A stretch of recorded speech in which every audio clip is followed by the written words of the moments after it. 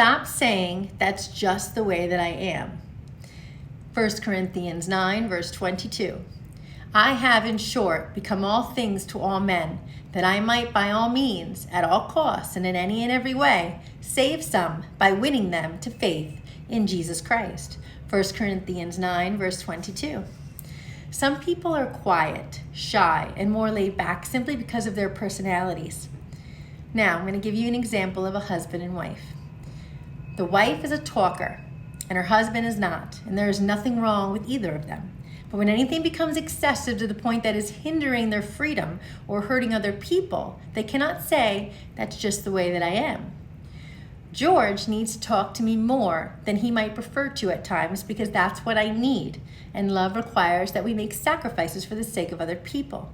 There are also times when I would like to rattle on in conversation, but I notice that George isn't really enjoying it, so I decide to be quiet or I go find someone else to talk to. We must work with God to find the balance between being who we are and not excusing unloving behavior by saying, that's just the way that I am. God is in the business of changing us into His image, and that means He helps us control our weaknesses and He uses our strengths. George and I have a very difficult personality. George and I have very difficult personalities, and yet we get along fabulously. It was not always that way, but we learn to be what the other needs and yet not go so far that we lose our own freedom. I try to meet George's needs, and he does the same thing for me. George likes to do things that I don't enjoy, but I still encourage him to do them so he can feel fulfilled, and he treats me the same way. When a friend or spouse needs you to adapt in some area to make the relationship better, it is foolish and selfish to say, sorry, that's just the way that I am.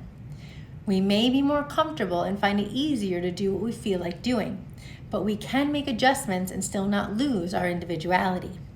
We can make ourselves very miserable and have stress-filled lives by never being willing to change or adapt. We are all different, but we can get along peacefully if we are willing to. Trust in Him. Ask God to help you be sensitive to the needs of those around you and give you the grace to adapt in whatever way you need to in order to walk in love with them. Trust God to help you all to be all things to all people. Take care.